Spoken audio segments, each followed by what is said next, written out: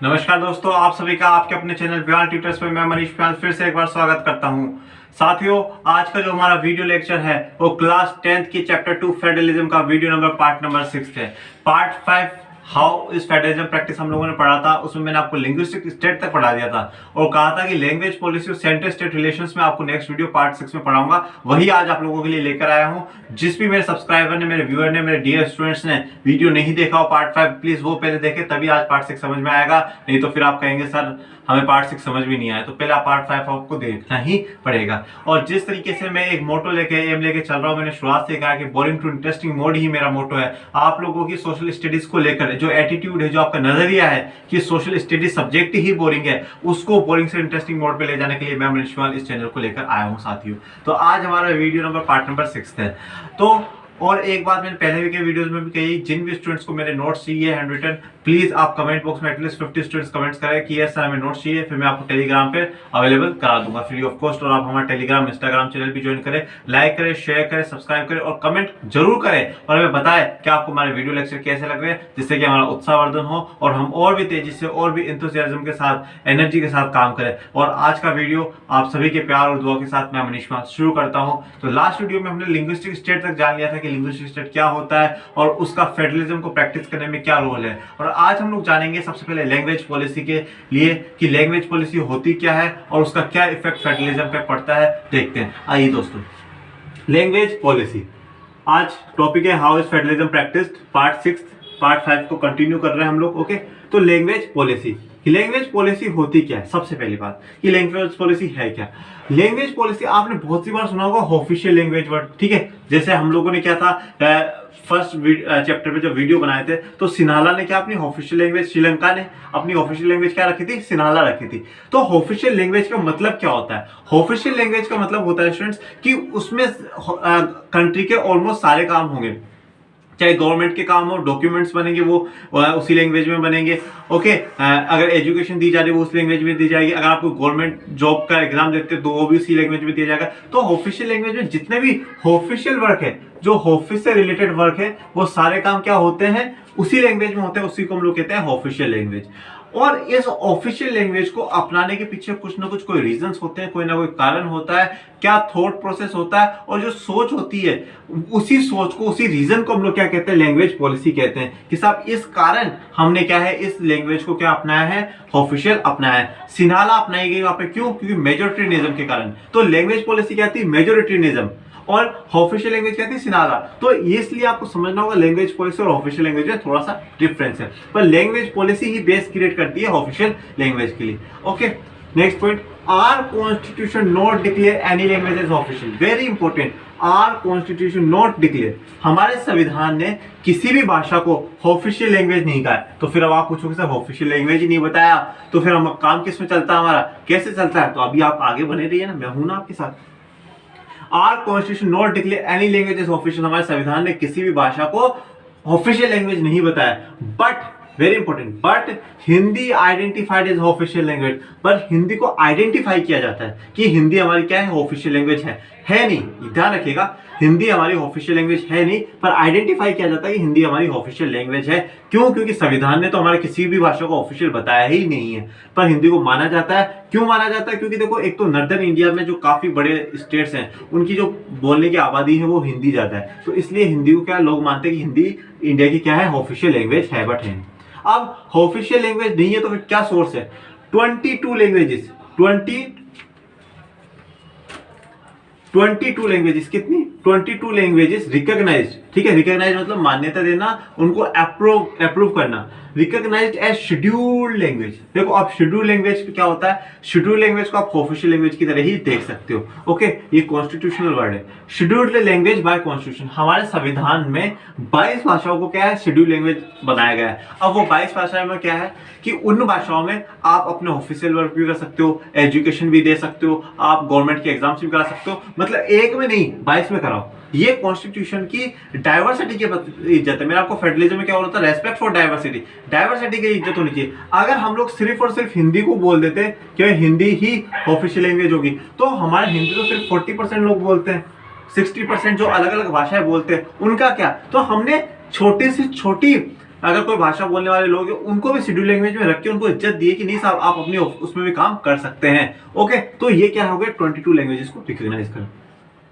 Promotion of Hindi, Hindi को बढ़ाना, उसका प्रमोशन करना is official policy of government. ये क्या है, एक ऑफिशियल पॉलिसी है गवर्नमेंट की।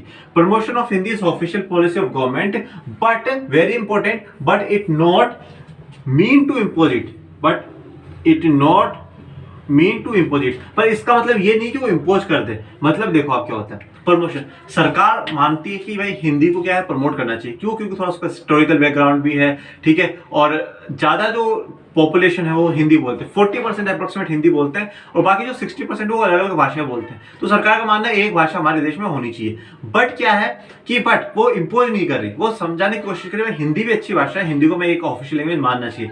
वो ये नहीं करेगी नहीं तुम बोलो, नहीं बोलोगे तो मार देंगे, ऐसा नहीं कर रही सरकार। वो सिर्फ प्रमोशन कर रही है, हिंदी की जो विशेषता है, हिंदी के जो फीचर्स है वो बता रही है लोगों को कि भाई हिंदी अच्छी भाषा है, मुझे अपनाना भी चाहिए। तो ये बात है, प्रमोशन कर रही है पर उसको इम्पोज करने की कोशिश नहीं करी। और जहां तक मेरा मानना है दोस्तों, भारत सरकार वो सभी भाषाओं को प्रमोट करती है, ऐसा वो किसी स्पेशल भाषा को लेकर नहीं है कि नहीं साहब यही भाषा होनी चाहिए। ओके, यहां तक बात क्लियर।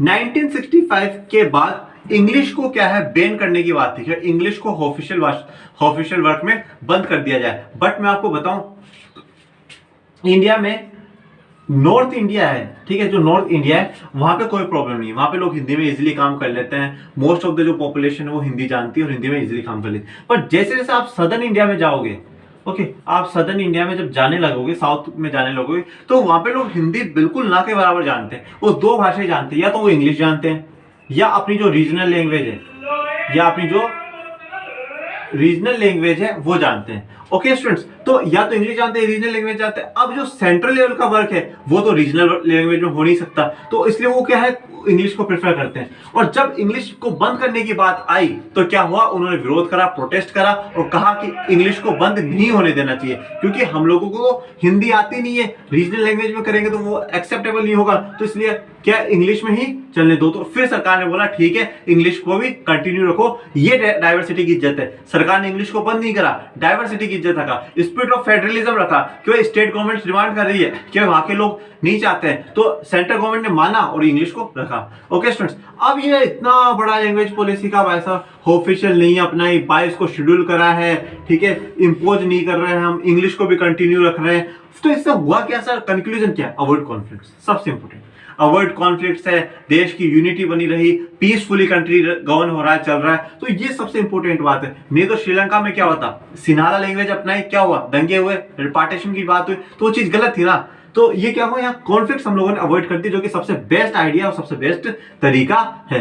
यही हमारी यूनिटी इन डाइवर्सिटी का दूसरा एस्पेक्ट था, दूसरा पॉइंट था कि लैंग्वेज पॉलिसी, लिंग्विस्टिक स्टेट हमने देखा, लैंग्वेज पॉलिसी हमने देखा। अब जो थर्ड टॉपिक वो क्या है, सेंटर स्टेट रिलेशन। इसमें आपको कहीं पे भी कोई प्रॉब्लम है, ये कमेंट बॉक्स में कमेंट करें, और अच्छा लगता है ना आपको तो भी आप कमेंट करें, बच्चों कमेंट करा करो। देखो लाइक करोगे तो अच्छी बात है, शेयर भी कर दो तो भी अच्छी बात है। कमेंट से क्या है, मुझे ऐसा लगता है कि नहीं साहब हम सच में बहुत अच्छा पढ़ा रहे हैं, या कुछ कमी आपको नजर आती है तो आप वो भी हमें सजेस्ट करो, इंप्रूवमेंट के लिए कि हम इंप्रूवमेंट करें, जिससे कि हम लोग आपको और अच्छे से अच्छे वीडियो क्वालिटीज हम आपको अवेलेबल करा सके। तो इसलिए प्लीज आप कमेंट करके बताया करो कि नहीं सर ये चीज है, और ऐसा आप थोड़ा सा ये इंप्रूवमेंट कर लीजिए, या ये आप अच्छा पढ़ा रहे हो, बहुत अच्छा पढ़ा रहे हो। और मैं आपको विश्वास दिलाता हूँ, शायद सोशल स्टडीज में इतना कोई लिख कर, इतना कोई समझा कर कोई नहीं पढ़ाता होगा, ठीक है। तो जितना मैं आपके लिए मेहनत कर रहा हूँ, ठीक है, आपको एक एक बिल्कुल लाइन बाय लाइन समझा रहा हूँ और कर रहा हूँ, तो वो मेरी बहुत मेहनत है, उस मेहनत को आप जरूर अच्छे से करिए। ओके, अब थर्ड पे आते हैं centre state relation. Centre state relation तीसरा और फाइनल जो पॉइंट है इस टॉपिक का, सेंटर स्टेट रिलेशंस, वो देखते हैं।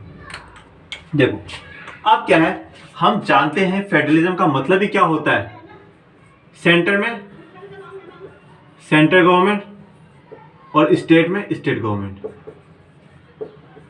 फेडरलिज्म का मतलब क्या है, दो या दो से ज्यादा सरकारें देश में काम करती है, और मैंने कहा था संविधान में शुरुआत में दो थी, तो हम दो की बात कर रहे हैं। सेंट्रल प्लस स्टेट गवर्नमेंट, इन दोनों के रिलेशंस क्या हो, गुड हो, अच्छे रिलेशंस हो, तभी तो हमारा क्या है, आइडल फेडरलिज्म बनेगा। तभी तो बनेगा। मैंने आपको पढ़ाया था आइडियल फेडरलिज्म वाला टॉपिक, जिसमें कहा था एग्रीमेंट होना चाहिए, म्यूचुअल ट्रस्ट होना चाहिए, तो वो गुड रिलेशंस होंगे तभी होगा, तभी हमारा देश क्या जो फेडरलिज्म हो कैसा बनेगा, आइडियल फेडरलिज्म बनेगा। तो अब सेंटर और स्टेट के रिलेशंस अच्छे होने चाहिए, और इसमें कैसे होंगे वो अब मैं आपको बताऊंगा। इसमें पहले आपको थोड़ा सा पार्टी सिस्टम समझना होगा। वैसे जो नेक्स्ट हमारा वीडियो होगा वो पॉलिटिकल पार्टीज पर ही होगा, क्योंकि 3rd, 4th और 5th चैप्टर सीबीएसई बोर्ड ने 2020-21 के सेशन के लिए कट कर दिए हैं, जिसमें मैंने आपके लिए वीडियो बना दिया है। पर अब जो डायरेक्ट है वो पॉलिटिकल पार्टीज है, वो भी हम पढ़ेंगे। पर इस टॉपिक को समझने के लिए आप थोड़ा सा पॉलिटिकल पार्टी की भी समझ ले लीजिए, ठीक है, जिससे कि आपको बहुत अच्छे से समझ में आएगा। मैं नहीं चाहता कि बच्चे के मन में कोई कंफ्यूजन हो, और रट्टा मत मारो, समझो, समझ लोगे तो बोर्ड में अच्छे से अच्छे मार्क्स ले आओगे। आप समझिए कि दो पार्टी है ए एंड बी, ये नेशनल लेवल पार्टीज है, नेशनल लेवल पार्टीज है। नेशनल लेवल पार्टीज का मतलब होता है स्टूडेंट्स कि उनके जो वर्कर्स हैं, जो उनके सपोर्टर्स हैं, वो ऑल ओवर द कंट्री है, ऑल ओवर द कंट्री है। वो सारी जगह इलेक्शंस लड़ते हैं, हर स्टेट में इलेक्शंस कंटेस्ट करते हैं। ओके, तो वो है। और एक मान लीजिए आप सी मान लीजिए, तो ये सी जो है, चलो यहां पे भी आप दो उदाहरण ले लीजिए, सी एंड डी, ये दो रीजनल पार्टीज है, ये दो रीजनल पार्टीज। अब रीजनल पार्टीज का मतलब क्या हो गया, रीजनल पार्टीज का मतलब क्या है कि ये दोनों क्या करते हैं, अपने सिर्फ एक स्पेसिफिक स्टेट में ही इंपॉर्टेंट है, किसी स्टेट में ही उनको बहुत जाना जाता है, वहां के लोग बहुत उनको प्यार करते हैं, उनकी स्टेट में गवर्नमेंट बनाते हैं पर सेंटर में नहीं बनाते, क्योंकि वो सिर्फ उस स्टेट तक है। तो अब हम लोग मान के चलते से ये सी है, ये पंजाब की है, और जो डी है वो हरियाणा का। ये दो पार्टीज ऐसी हैं, जो सी तो है, सी की तो पंजाब में बहुत अच्छी पकड़ है, बहुत मजबूत है, बहुत लोग इनमें प्यार करते हैं, और डी पार्टी को हरियाणा में बहुत प्यार मिलता है। अब हम उसको सिस्टम को समझने की कोशिश करते हैं कि सेंटर स्टेट रिलेशंस कैसे होने चाहिए।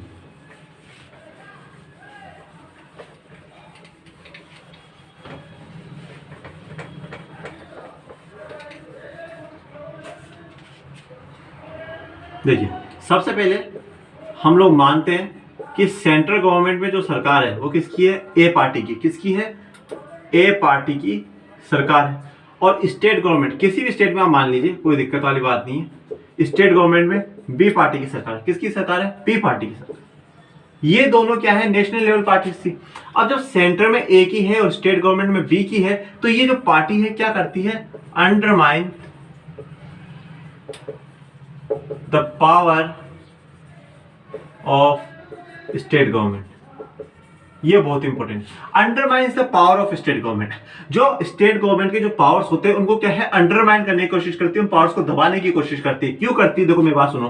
पहली बात तो क्या है, ये जो पार्टी है और ये जो पार्टी, दोनों नेशनल लेवल की पार्टी। तो पहली बात तो नोज सेंसिटिविटी वाला मामला है, ठीक है, नाक का मामला है कि भाई ये पार्टी ज्यादा अच्छा काम कर देगी तो फिर कल को लोग हमें वोट नहीं देंगे, इन्हीं को वोट दे देंगे, तो फिर हमारी सरकार कैसे बनेगी, ठीक है। और कल को इस स्टेट में भी, मान लीजिए ये स्टेट राजस्थान ही है, मान लीजिए आप ये स्टेट राजस्थान ही है, ठीक है, ये स्टेट राजस्थान है, तो इस स्टेट में फिर कल को ए पार्टी को लोग जिताएंगे नहीं, स्टेट गवर्नमेंट नहीं बनेगी, तो क्या होगा, प्रॉब्लम होगी। और जब लोकसभा में चुनाव होंगे, अब आप पूछोगे सर लोकसभा क्या होता है, तो मैंने चैप्टर फर्स्ट वीडियो में बता रखा क्या है। और अगर आपको लोकसभा की और भी अच्छे से डिटेल चाहिए, स्टेट लेजिस्लेटिव असेंबली की अच्छे से डिटेल चाहिए, तो मेरी एक आपको प्लेलिस्ट में एक सीरीज मिलेगी, मास्टर क्लास पॉलिटी, उसमें जाके देखिएगा। मैंने दोनों पे बहुत अच्छे डिटेल में वीडियो बना रखे हैं, आप लोगों के लिए ही है, हर कैटेगरी के बच्चों के लिए, चाहे वो कंपटीशन की तैयारी कर रहा हो, कॉलेज की तैयारी कर रहा हो, आप लोगों के लिए, सबके लिए देखिएगा जरूर अगर आपको समझना। तो जब लोकसभा में इलेक्शंस होंगे तभी इस स्टेट से, राजस्थान से इनको वोट चाहिए तो लोग देंगे नहीं, तो ये क्या करते हैं, इसके पावर को दबाने की कोशिश करते हैं और इनके काम को गलत बताने की कोशिश करते हैं, साहब ये सरकार तो गलत कर रही है, ऐसा है वैसा है। तो इसलिए क्या होता है कि इस सरकार के पावर को अंडरमाइन करने की, दबाने की कोशिश सेंट्रल गवर्नमेंट करती है। और क्यों करती है, क्योंकि देखो सेंट्रल गवर्नमेंट पावरफुल है, हम लोग होल्डिंग टुगेदर फेडरेशन अपना रहे हैं, जहां पे क्या है, सेंट्रल गवर्नमेंट पावरफुल है स्टेट गवर्नमेंट के कंपैरिजन में। मैंने आपको हैंड्स प्रूफ भी करके बताया था कि कहां कहां किस प्रकार से सेंट्रल गवर्नमेंट ज्यादा पावरफुल है। ओके, तो पहली कंडीशन, फर्स्ट केस में तो क्या हुआ, सेंट्रल गवर्नमेंट ए पार्टी की, स्टेट गवर्नमेंट में बी पार्टी की। अगर ऐसा केस होता है तो अंडरमाइन करे जाएंगे स्टेट गवर्नमेंट के पावर। क्यों करे जाएंगे वो मैंने आपको बता दी। अब देखो, अब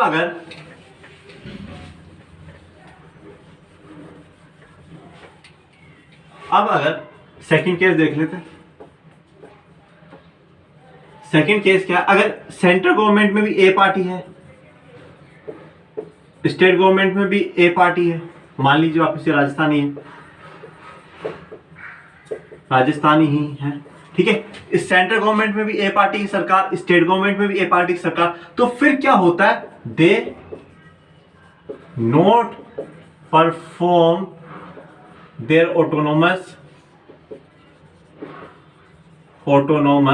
federal power, autonomous federal power. देखो अब क्या है कि अगर दोनों जगह ए पार्टी की सरकार है तो जो स्टेट गवर्नमेंट है वो अपने ऑटोनोमस फेडरल पावर को यूज नहीं कर पाएगी, मतलब जो उनको फेडरल पावर, स्टेट गवर्नमेंट को जो पावर्स मिल रहे हैं उनको अच्छे से यूज नहीं कर पाएगी। क्यों नहीं कर पाएगी? अब बोलोगे सर पहले भी नहीं कर पा रही थी और अभी भी नहीं कर पा रही, फिर फायदा क्या हुआ? तो देखो मैं आपको बताता हूँ ऑटोनोमस फेडरल पावर क्यों यूज नहीं कर पाएगी। यहाँ पे किसकी पार्टी है, किसकी सरकार है? ए पार्टी की। यहाँ पे किसकी सरकार? ए पार्टी की। और जो ए पार्टी के जो टॉप लीडर्स होंगे, ए पार्टी के जो टॉप लीडर्स होंगे, जो नेशनल लेवल के लीडर्स होंगे, बड़े बड़े जो लीडर्स होंगे, उन्होंने यहाँ पे सीएम बनाया होगा किसी पर्सन को, उन्होंने यहाँ पे क्या है काउंसिल ऑफ मिनिस्टर्स बनाए होंगे, सीएम बनाया होगा, काउंसिल ऑफ मिनिस्टर इन्हीं लीडर्स ने बनाया होगा, ठीक है। और अगर ये इन्हीं लीडर्स की बात नहीं मानेंगे तो ये इसको हटा देंगे, नया बना देंगे, इनको हटा देंगे, नया बना देंगे, ठीक है। तो इसलिए क्या थोड़ा प्रेशर में काम करते हैं सरकार के, सेंट्रल गवर्नमेंट के कि नहीं वैसा जो हमारे बड़े लीडर्स है उनके खिलाफ जाके कोई काम नहीं होना चाहिए, वो जो बोल रहे वैसे ही हमें करना है, हमें हमारे ऑटोनोमस फेडरल पावर को यूज नहीं कर पाते हैं। ओके, ऐसा है।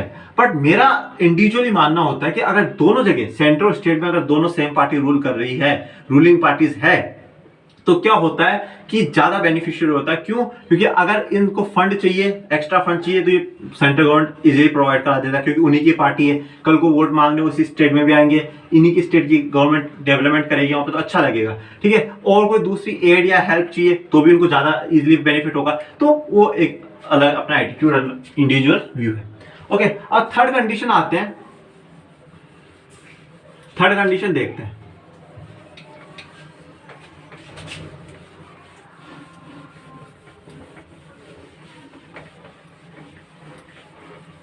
थर्ड कंडीशन है वो इंपॉर्टेंट है। थर्ड कंडीशन को समझने से पहले आप एक वर्ड को समझ लीजिए, that is the coalition government. Which government? Coalition government. Coalition government क्या होती है? कोलिशन गवर्नमेंट वो होती है स्टूडेंट्स जब दो या दो से ज्यादा पार्टीज, ओके, दो या दो से ज्यादा पार्टीज एक साथ मिलकर सरकार बनाती है। When two or more governments get together to form government, sorry, दो या दो से ज्यादा पार्टी मिलके जब सरकार बनाने के लिए एक साथ जुड़ जाती है, मिल जाते हैं, तो उसे क्या कहते हैं? कोएलिशन गवर्नमेंट कहते हैं। अब यहाँ पे क्या है? कोएलिशन गवर्नमेंट का ही यूज है। हम लोग मान के चलते हैं लोकसभा है। अब आप पूछोगे लोकसभा, मैंने बोल दिया वीडियो देख लेना। लोकसभा में इलेक्शंस हुए, ओके। अब लोकसभा में जो टोटल सीट्स है वो है 545 सीट्स है। और अब किसी भी पार्टी को जीतने के लिए अप्रोक्सीमेट में मान के चलता हूँ 273 सीट चाहिए। कितनी सीट चाहिए? क्योंकि सरकार बनाने के लिए हमेशा याद रखना 50% प्लस 1 चाहिए। कितना चाहिए? 50% 1 चाहिए। तो आप इसका 50% कर लेना, फिर 1 ऐड कर देना, तो 273 के अप्रोक्स आएगा। हम मान के चलते हैं कि 273 के करीबन क्या है सरकार को बनाने के लिए चाहिए। अब जब इलेक्शंस हुए तो ए पार्टी ने क्या करा? 260 सीट्स जीती। किसने? ए पार्टी ने 260 सीट जीती। बी पार्टी ने 100 सीट जीती, ओके। सी पार्टी ने 10 सीट जीती, ओके। और डी पार्टी ने 5 सीट्स जीती, ठीक है। हम ये मान के चल रहे हैं ए पार्टी ने 260 सीट जीती है, बी ने 100, सी ने 10 और डी ने 5।